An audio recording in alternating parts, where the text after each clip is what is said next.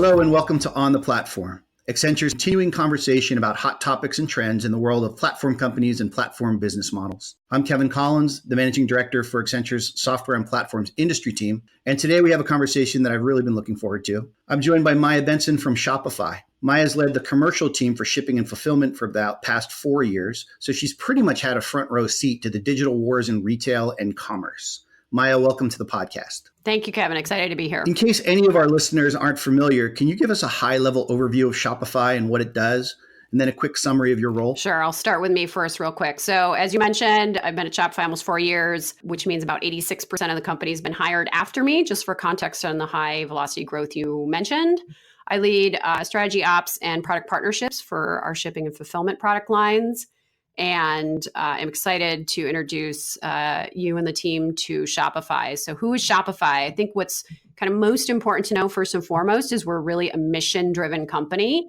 We believe in more sellers, creating more jobs, driving more consumer choice is a flywheel for really successful democracies and capitalistic societies. And so our role in powering that flywheel is an omni-channel commerce platform. So we have over 1 million merchants using our platform today to sell online. So either through their online store, leading marketplaces like Amazon or eBay, leading social channels like Instagram or Facebook, as well as using our platform to sell in brick and mortar point of sale. We help merchants throughout that selling process, if you will. So everything from helping find and source and advertise their products, so find customers and advertise their products, through taking a payment, through getting a product delivered, and then, of course, the reverse part of that flywheel. So that's a little bit of an introduction to Shopify in terms of scale and scope. I think it's also important to mention in 2018, we did $40 billion worth of GMV, or gross merchandise value, on our platform. That would put us about third in the US market for, in terms of the top e-commerce providers. Yeah, it's a great growth story. Okay, well, congratulations. It's amazing. It's been fun to watch as the company has grown, and more and more of our clients are talking about you. It's hard to talk about retail and commerce without starting with Amazon. So let's just start there. How should companies think about competing with Amazon? How should we think about collaborating with Amazon? How do we work with the Amazon elephant in the room? So I think what's first and foremost important to kick off with is, the knowledge of their market share and their market position. So Amazon currently owns about 50 cents or 50%, so 50 cents on every e-commerce dollar, or 50% of all dollars spent in e-commerce. So that's a tremendous market share.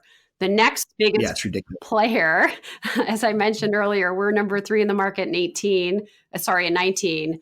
Shopify will hopefully be number 2 in the market in 2020, at the end of 19 going into 2020. I think what's important to note is you go from somebody that's got 50% market share, and the next 6 players have between 6 and 7% each. So incredibly dominant market player with incredible fragmentation underneath that. So a very long tail, if you will. With that market dominant position, I think what's kind of the next important thing to do is break down into first principles the extensive value chain that they have that's powered that extreme growth and current market position of over half our e-commerce spend, right? So let's talk about that value chain. To sum it up, it's really easy. They can optimize their entire business on what to sell. And then they can optimize, so that's the revenue side, and then they can optimize the entire supply chain of what they're selling to drive the most efficiency on the cost side.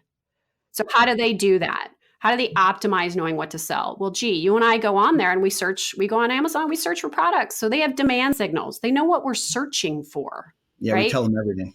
We tell them everything. And that's not just with our fingers typing in search. As you know, they've got several hardware devices that they're growing, and now you've got audio inputs. So just a tremendous data set on all of us as three-dimensional human beings and what we're searching for to buy, coming from many different avenues and channels. They've got a growing advertising business to then help merchants or sellers, drive acquisition and at a premium ranking or placement value. They've got the full marketplace business, which means they know from search through conversion every step in that buyer's buying journey. They then know and control all the fulfillment. So they know what we're buying and therefore what products should be placed in which fulfillment centers, right? That then results in them being able to drive incredible cost efficiencies through the fulfillment and transportation side of the business. So they know what we're buying, they know when we're going to buy it, they know where we live, so that product SKU is close to you, and then they can execute on really fast delivery times at an incredible precedent-setting cost. All of this value chain is then enabled by, they host it in the cloud and can do that for multiple businesses, and a deep bench of amazing data scientists that can help make sense of all of it to continue the flywheel of refining how to optimize revenue. So what products to stock, and then cost, where to stock them to drive down the fulfillment costs. Yeah, it's a pretty impressive story. So how do you compete with that? How do you even think about it? Well, you have to have several of those key components to compete with that at the end of the day. So let's talk about what those key components are. You have to know your business, right? You have to know which audiences are buying your products in which channels and are driving loyalty back to your retail store or brand. You have to have deep insights and data teams to understand what's driving your own flywheel. So I think that's like a very first principle, where you can overlay demand signal data. So what your audience wants to buy, either by going to them and asking them or using third-party data. I think that's even enriches that front part of the flywheel that Amazon has. So I think that's one really key component. That makes sense. And then secondarily, you just got to be able to control and drive as most cost efficiencies through your own supply chain, right? So you've got to understand very, very clearly where that demand forecasting is going to drive product, where those SKUs need to be placed to drive operational efficiencies on the warehousing and transportation side.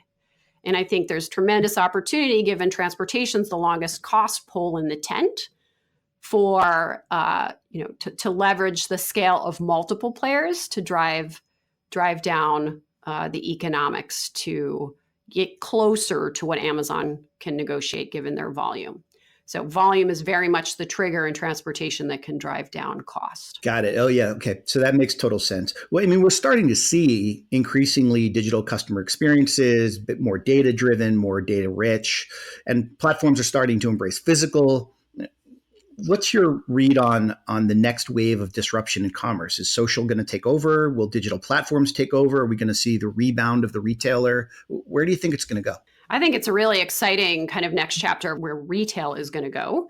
And I think there are kind of three drivers behind where the innovation and next generation of experiences are going to come. Number one is kind of platforms where consumers live.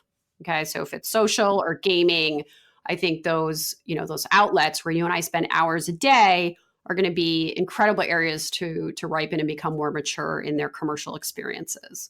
I think the second kind of outlet is, to your well said point, physical stores are coming back. And the reason why they're coming back is they're not just selling products, they're selling experiences, right? They're getting to know their audience that's walking through their door so that they can not only personalize the experience, but derive a wholly different experience. If I go to Patagonia and I want to buy a vest, they're also providing floor space for meetings of groups that support sustainable causes, right? So really understanding consumers and looking at them from a three-dimensional point of view and understanding your brand's role in their lives unlocks I think great opportunities for people to reinvent what a physical quote unquote store means, right? Nordstrom's got 50,000 square feet stores right now that have no product in them, right? So I think the physical kind of world is just exciting for future disruption and growth. And then lastly, I think there's some really key technologies that are going to be enablers to unlocking these channels. You've got augmented reality, visual reality, all the capabilities that these new cameras on our cell phones can unlock means you can bring the digital and physical experience much closer together. Who doesn't want to virtually try on a dress to make sure it fits before they buy it? Who doesn't want to see a couch in their living room before they make that big purchase and that big commitment? So I think those technology enablers are just ripe to drive new experiences in channels you and I spend a lot of time on, especially on our mobile phones, as well as, when we do have the time to go have a physical experience, in a quote unquote store. I think the next generation of what that can mean unlocks a ton of potential. Yeah, it's interesting, right? And as you think about the rebound of physical retail and new devices and new experiences, all of a sudden you end up back in this same conversation we've been having around, okay, so who owns the customer and who owns the data? Have you got a sense on where that's headed? And pull out your crystal ball and let's talk about, where do you see the ownership of data and ownership of that customer? Where do you see that landing? So I think there's an important first principle to also kind of talk to here, which is brands and retailers more and more want to and are appreciating and harnessing the value of owning their own customer data, right? You have entire business models that used to be reliant on big distribution networks, right? Through retailers, be it consumer packaged goods, alcohol, food and beverage, you get the point. And I think those companies and those business models are now awakening to what it means, what the value of having a direct consumer and customer relationship is. So I think there's a consciousness now kind of throughout the retail and brand ecosystem that understands the value of owning customer data. So I think that's kind of first principle. I think the certain business models, like marketplace business models, have kind of said, give up your customer data in exchange for a marketing engine and a platform of a wide audience to accelerate your growth.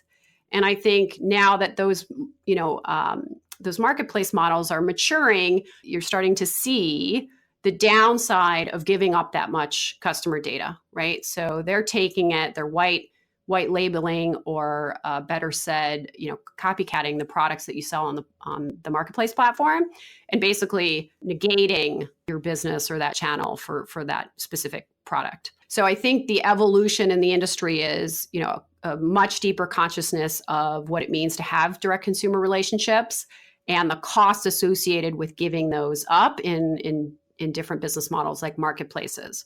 For a model like Shopify, we've made it very clear that our merchants own their data, period, hard stop. We have an ownership of the aggregate of the million merchants of data. So we've also made that clear in our partner terms. But at the end of the day, a business model like Shopify, we are here to help merchants grow. And of course, they own their business and all the data associated with it. So let's just click down here at the end into sort of where you're spending your days, and talk a little bit about shipping and fulfillment. How are customer expectations shifting around shipping and fulfillment of products that they order? And is this is a regionalization in expectations, or is there kind of a global shift, trends you can point to? What do you see? So we can start with the United States. I think, Kevin, you and I expect everything that we order online to be here in 2 days or less. So I think there's, clear consumer expectations that Amazon has established. If you rewind 10 years ago as to why they kind of invented Prime or came up with this 2-day delivery promise, a lot of it was to drive the retention flywheel to Amazon to buy more, to reward loyalty.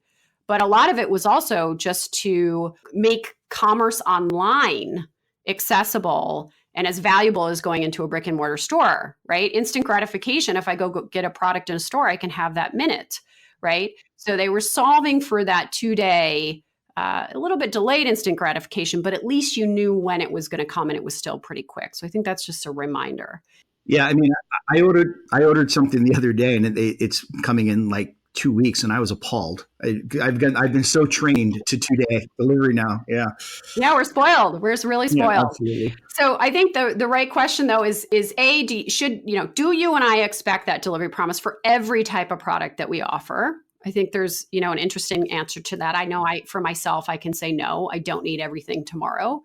And I think what's evolving in the space is a really even more exciting question, which is, what is the next generation of the Prime delivery promise? Is 2 days it? And for what products? Is next day it? And for what products? Is same day it? And for what products?